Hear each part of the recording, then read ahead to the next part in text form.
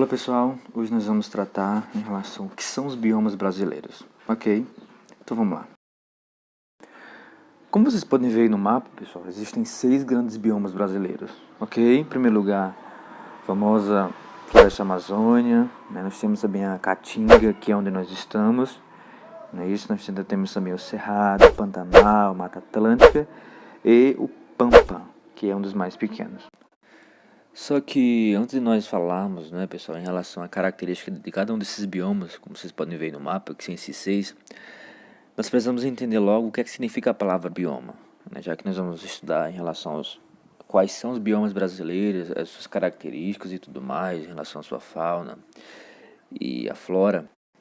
Precisamos entender antes de tudo, né, o que é que significa a palavra bioma. Então, dando continuidade, observem aí. Então, pessoal, se nós vamos tentar definir, né, o que significa a palavra bioma, nós precisamos entender, pessoal, que quando nós falamos em bioma, aqui no Nordeste, né, qual bioma nós estamos? O bioma da Caatinga, ok. Então, o que significa a palavra bioma? Quando falamos em bioma, nós estamos querendo dizer que uma determinada região possui um determinado clima, ok? Então, bioma é um determinado clima que uma região vai ter. Quer seja ele frio, quer seja ele quente e por aí vai. Por exemplo, nós sabemos que o clima aqui do Nordeste é diferente de São Paulo, do Sul, né? Então, em primeiro lugar, né, nós já estamos começando a definir o que significa a palavra bioma.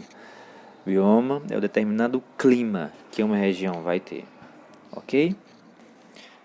E tomando isso como base, né, se uma determinada região possui um clima mais específico, é claro que esse clima vai impactar na vegetação, né? Então, se um local é muito frio, né, a vegetação vai ter que se adaptar para aquele clima frio.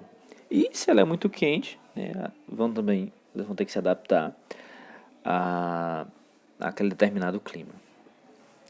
E se a vegetação, né, também vai se adaptar ao clima, é claro também que a fauna vai ter que se adaptar. Isso então, nós já conseguimos definir um bocadinho de coisas, né? Então, por exemplo, quando nós olhamos, olha como isso é interessante. Quando a gente olha para um cacto, né, aquilo que a gente chama de chique-chique aqui na nossa região, né? Então, assim que a gente olha, né, para uma planta daquela, a gente logo remete à ideia do Nordeste. Por quê? Aquela vegetação, né, essa árvore, ela é específica de um determinado clima. Que clima é esse? É um clima quente, um clima mais árido, onde a chuva é escassa. Onde é que isso acontece? Onde é que isso acontece? No bioma da Caatinga. E se nós já conseguimos entender o que significa a palavra bioma, né, quando nós falamos em bioma, se você já consegue entender isso, vamos aqui ao nosso primeiro bioma, que é a nossa Floresta Amazônia. Então, a primeira coisa que nós temos que falar em relação à Floresta Amazônia, pessoal, é que lá chove muito, né, e é claro que por chover muito, vai ter, né, a umidade vai ser muito alta, ok? Em segundo lugar, a temperatura ela é alta o ano todo. Ok, aí vocês perguntam, olha, como é que na floresta amazônica, né, uma floresta, né, por sinal, pode ter temperatura alta o ano todo? Bom, é bem simples a gente entender isso, pessoal, né? Como lá é uma floresta muito densa, existe muita árvore, né, e árvores muito altas, né? Quando os raios solares vêm, vamos utilizar a palavra batem, né? Quando os raios solares vêm, batem na polpa das árvores, né? O que é polpa da árvore, né? A parte mais alta das árvores, né? Quando os raios solares vêm e batem na polpa dessas árvores lá em cima, por serem árvores muito altas e muitas árvores muito altas, né? Se podia assim falar, os raios solares não conseguem atravessar, descer essas árvores muito altas, tá bom? E tocar no solo. É por isso que a temperatura interna, no solo da floresta amazônica, a temperatura é alta. Por quê? Os raios solares até vêm, tá bom? Mas por serem árvores muito altas e muito densas, e por terem muitas folhas, os raios solares não conseguem descer e tocar o solo, ok? Olha essa outra característica aqui, pessoal, que interessante. Olha, o solo tá bom? Ele é pouco fértil. Aí vocês se perguntam, olha, isso está meio estranho. Como é que o solo da floresta amazônica vai ser... como é que você pode dizer que o solo da floresta amazônica é pouco fértil? Por quê, pessoal? Como na floresta amazônica, né, cai muita folha, né, forma o que a gente chama de serrapilheira. O que é serrapilheira? Serrapilheira é uma camada de folhas e galhos que ficam no solo. Se vocês já tiveram a oportunidade de ver uma árvore onde cai muita folha, vocês podem perceber e podem testificar, né, que do chão, se você olhar para o chão, tem tanta folha como se fosse uma camada de folhas. Né? Isso que a gente chama de serrapilheira. A floresta amazônica, como tem muita árvore e cai muitas folhas, né, aí forma aquela camada de folhas e galhos e tudo mais, forma essa camada. Aí eles sofrem decomposição, nessa serrapilheira vai sofrer decomposição, por quê? Devido à temperatura que é muito alta, né, e a umidade também, né, vem a chuva e rapidamente as plantas reabsorvem esses nutrientes. Então é por isso que o solo da floresta amazônica ele é pouco fértil. Por quê? Porque os nutrientes que tem no solo, né, assim que os nutrientes chegam no solo, né, a chuva vem, espalha os nutrientes no solo, rapidamente as árvores, por serem muito altas, precisam de muitos nutrientes. Né? Então, quando a gente diz que o solo é pouco fértil, né, é por isso que é muito difícil, é por isso que é muito perigoso, né, você desmatar na floresta amazônica. Por quê? Se eu desmatar, né, ali certas árvores, e se eu for tentar plantar de novo, o solo é pouco fértil. Por quê? Porque os nutrientes que existem ali no solo, as outras plantas, né, reutilizam rapidamente. Né? Repito de novo, por serem plantas altas, né, elas usam muitos nutrientes. Ok? Então, creio que dê para vocês entenderem. Vamos dar continuidade aqui. Uma outra característica, né, pessoal, da floresta amazônica é que existe uma grande biodiversidade. Né? E o que seria essa grande biodiversidade? Eu acho que você já sabe, né? Toda palavra que começa com bio, né, quer dizer, né, significa em relação à vida. Então, quando a gente fala em biodiversidade, o que isso significa? É uma grande variedade de formas de vida, né, quer seja animal, né, quer seja vegetal e tudo mais. Então, existe uma grande variedade de biodiversidade, ok?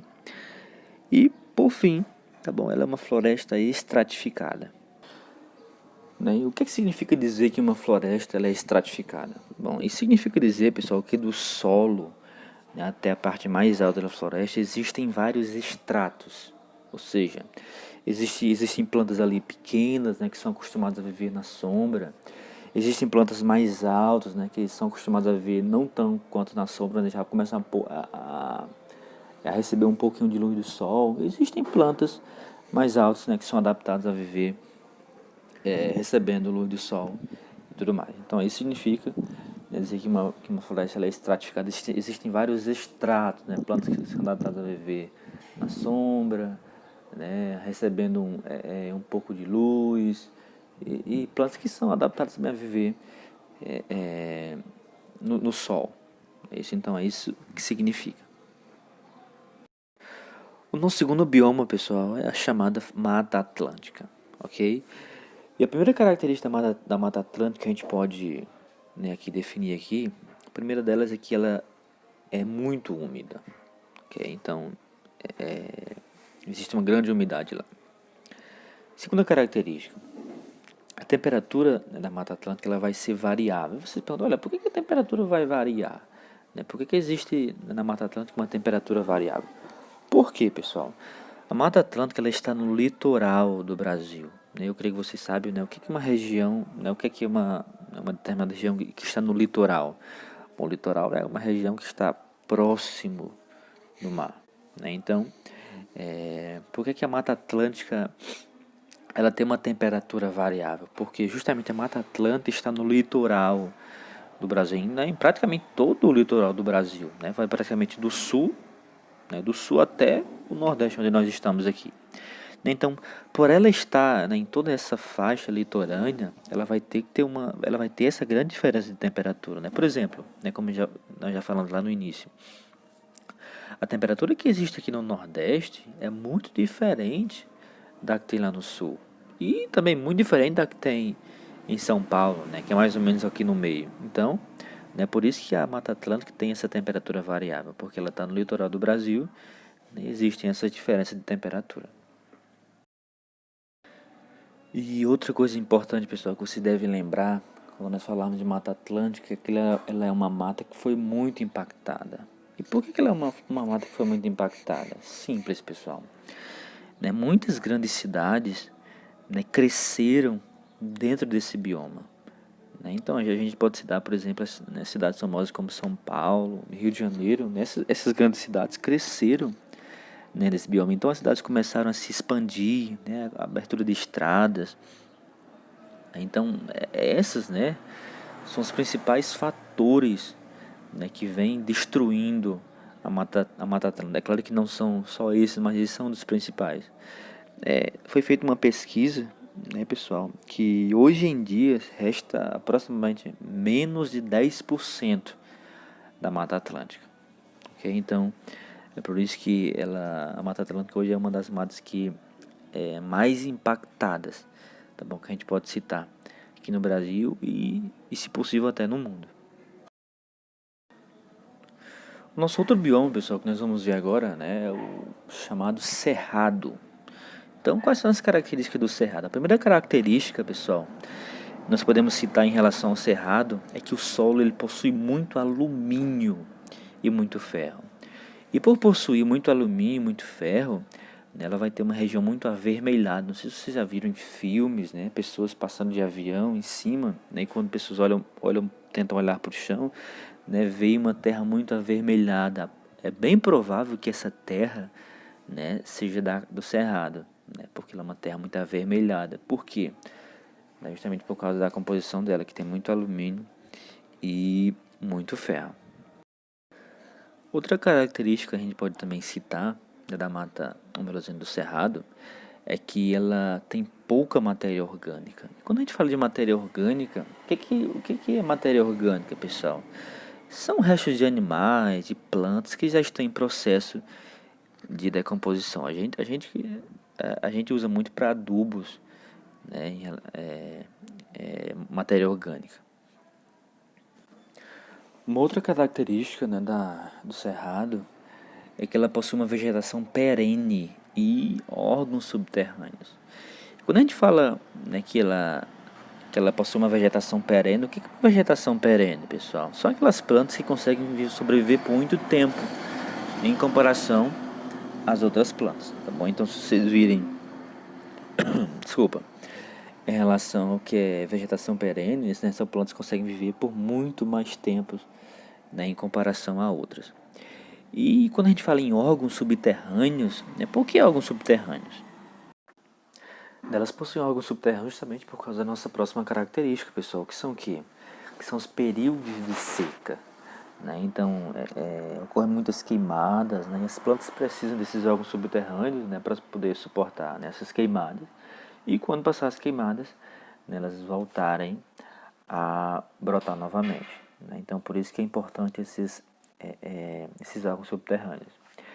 E além desses períodos de secas, né, que existem no cerrado, existem também as plantas que são adaptadas. Né? Então, se existe a seca, né, existem as plantas que são adaptadas a esse determinado clima. Então, as principais adaptações que as plantas tiveram, né, que fazer para suportar esse período de seca foi justamente essa primeira que nós já falamos, né, que são um sistema subterrâneo, né, para quando acabarem as queimadas, assim que eles poderem voltar a brotar novamente. Em segundo lugar, o caule, né, com cascas muito grossas. E por esse caule ser mais grosso, ele vai aguentar muito mais ao fogo e vai tornar a planta muito mais resistente. Ok? E vamos agora, né, pessoal, para a Caatinga, né, que praticamente é o bioma predominante de onde nós vivemos. Então, a primeira característica, nós bem sabemos as características, né, de onde nós vivemos, mas a primeira característica que a gente pode citar, né, gente, a principal característica é a seca, que é prolongada. Né, e essa seca prolongada não é como não é como no Cerrado, né, que existem períodos de seca, né? Existe período de seca, chove, existe um outro período de seca, depois chove, né? A seca aqui na Caatinga, né, ela é muito prolongada, pode durar anos e anos e mais anos, né? Infelizmente, como nós bem sabemos. Outra característica, pessoal, importante, né, daqui da Caatinga, a gente pode citar que o solo ele é muito raso. E quando eu falo que o solo é muito raso, estou querendo dizer que os nutrientes eles são muito rasos, né? Se a gente começar a cavar, né, logo já vai começar a parte rochosa, né? Então quando a gente fala solo raso, estou querendo dizer que a porção de nutrientes que tem no solo é muito rasa, né? Se formos cavar mais abaixo, né, esses nutrientes já vão ficar cada vez mais espaço. E olha que coisa interessante, na Caatinga ele tem muito minerais, mas pouca matéria orgânica. Né? E o que seria o que seria minerais? Minerais, gente, nada mais é do que uma grande variedade de pedras, de rochas. Então na Caatinga tem muito mineral, mas pouca matéria orgânica. Né? O que seria matéria orgânica? Nós já falamos, né, no bioma, nós falamos anteriormente, né? Então o resto de animais, de plantas, né, que serve principalmente como nutrientes para o crescimento de outras plantas. Então isso é muito interessante. Tem muito mineral, mas pouca matéria orgânica. E em relação à vegetação, que a gente pode citar da Caatinga, né, a vegetação predominante, né, que existe na Caatinga, né, principalmente arbustos, né, que são arbustos. Arbustos são aquelas plantinhas pequenas, né, e principalmente, né, os cactos. Os cactos têm uma capacidade extraordinária, né, de suportar a seca, né, justamente porque eles armazenam água. E justamente essa é a nossa próxima característica da Caatinga. As plantas, elas conseguem armazenar água. Né? Então assim que chove, as plantas rapidamente, né, já conseguem, né, elas conseguem armazenar, né, para em período de seca elas possam utilizar. Então essa é uma outra característica, as plantas elas conseguem armazenar água. Uma outra característica interessante, pessoal, em relação à caatinga é que as raízes são profundas e as folhas dessas árvores elas são grossas. São grossas porque justamente para evitar a perca de água. Então nesse bioma, quanto mais a planta consegue absorver, e além de absorver, guardar essa água, maior vai ser a sua capacidade de sobrevivência nesse bioma. E além das folhas serem grossas, né, muitas plantas se adaptaram em essas folhas se transformarem em espinhos. E por fim, pessoal, a gente pode dizer, né, a última característica em relação à caatinga, e essa é uma das mais interessantes que eu acho, é que as folhas elas caem na seca. Aí você pode dizer, isso não tem nada de interessante, isso eu já sabia, isso é comum, ele está seco, né, as folhas vão cair, isso é um processo natural. Mas por incrível que pareça, pessoal, isso tem um porquê. Né? Por que na seca as folhas caem? Justamente por que elas caem na seca? Por quê? Tem um porquê para isso, pessoal. O principal local, né, se a gente pode assim falar, o principal local por onde as plantas perdem água é pelas folhas, né, pelos chamados estômatos. Né? Então é justamente quando chega o período da seca, as plantas, né, deixam as suas folhas cair. Olha, e se elas não têm mais folhas, né,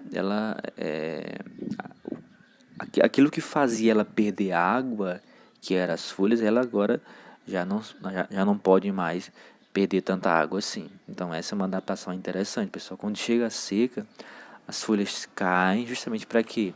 Para que as plantas não possam perder tanta água como em períodos normais. E vamos agora ao nosso penúltimo bioma, né, que são os pampas. O que são os pampas, pessoal? Uma primeira característica que a gente pode citar em relação aos pampas, né, que ele possui um inverno muito frio, né, ele tem um inverno muito frio e um verão muito quente. Né, então ele tem essas bruscas altas de temperatura. Né, no inverno, né, pode chegar aí até 15 graus, sei lá, 14, 15 graus, isso no inverno. E no verão pode chegar até 35 graus. Então essa é uma característica interessante. Tem inverno muito frios, né? E verões também muito quentes. Nós poderíamos também citar, pessoal, como outra característica dos Pampas, é que, né, é um bioma, né, com poucas árvores. Ele é coberto basicamente, de grama e capim. Então essa é a principal vegetação dos Pampas. Ele é coberto praticamente de grama e capim. Ok? São grandes campos cobertos de grama e capim. E como última característica, pessoal, desse bioma, né, que são os Pampas, a gente pode dizer que o solo dos Pampas, eles são muito férteis, tá bom? E muito profundo em nutrientes. Né? E tendo um solo muito fértil, muito profundo em nutrientes, a gente pode dizer que isso vai favorecer basicamente o quê? Basicamente o que? Agropecuária, né? Plantio, né? E tudo mais, o pastoreio de animais. Né, pessoal, é por isso que esse bioma, né, tem uma grande capacidade de desenvolvimento, né, em dinheiro, né, desenvolvimento, né, para o Brasil, ok? Então, em relação aos Pampas, é somente isso. Vamos agora ao nosso último bioma. Nosso último bioma, pessoal, é o Pantanal. E o Pantanal ele é bem interessante, pessoal, porque é a maior planície inundada do mundo. Olha que coisa interessante. O Pantanal é uma planície, a maior planície inundada do mundo. Então essa é a primeira característica do Pantanal. 80% do Pantanal ele vai ser inundado em época de chuva. Uma outra característica interessante, pessoal, do Pantanal é que ele vai possuir um verão quente e úmido. Olha que coisa interessante. Um verão quente e úmido e um inverno seco e frio. Olha que louco isso, pessoal. Interessante demais isso, né? Ele possui um verão quente e úmido. Por quê? No verão vai chover muito, né? E tal, vai ser úmido, e um inverno seco e frio. Certo, aí você se pergunta, mas quando é que começa a encher, né? Nós dissemos que a principal característica do Pantanal, a primeira característica do Pantanal é que 80% dele, né, em época de chuva, vai ser inundado. E quando é que ele começa a encher? Bom, ele começa a encher, pessoal, no verão, né, porque chove muito, né, por isso que vai ser úmido. Já no inverno ele vai ser seco, ou seja, né, começa o verão, ele vai encher, né, vai enchendo, né? Quando vai chegando o inverno, ele vai secando, vai acabando o inverno, vai chegando o verão, vai secando de novo, né? E aí existe esse ciclo aí, né? Em época de verão ele vai encher, em época de inverno ele vai secar, e quando vai acabando o inverno vai secando de novo e por aí vai. Esse é o ciclo do Pantanal. E para terminar, pessoal, a última característica que a gente pode citar em relação aqui ao Pantanal, que ele é um importante refúgio para as árvores migratórias. E isso, né, pode não parecer interessante, né, pode não parecer nada importante, mas é muito importante, tá bom? O Pantanal ele é um importante refúgio para as árvores migratórias. O que é que isso significa? Vamos imaginar o seguinte, ó, se não existisse o Pantanal, pessoal, iria existir um grande impacto ambiental. Por quê? Imagina aí se o ser humano, né, se nós, seres humanos, fôssemos lá no Pantanal e começássemos a construir, começássemos a desmatar, construir casas, prédios, estradas e tudo mais, as árvores, as aves que migram às vezes centenas e dezenas de quilômetros, né, de países para outro, né, essas aves que migram, né, de um país para outro, e que iam parar lá no Pantanal, não vão mais parar. Por quê? Porque o Pantanal está foi acabado, né? O ser humano acabou. E por elas não conseguirem mais parar no Pantanal, né? Porque ele foi, né, destruído pelo ser humano, elas vão ter que agora voar para outro local e às vezes por ser um local muito longe, elas não conseguem chegar até lá e vão morrer. Não, então isso iria causar um grande impacto ambiental.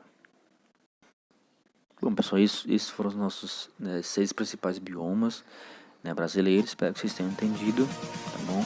Até a próxima.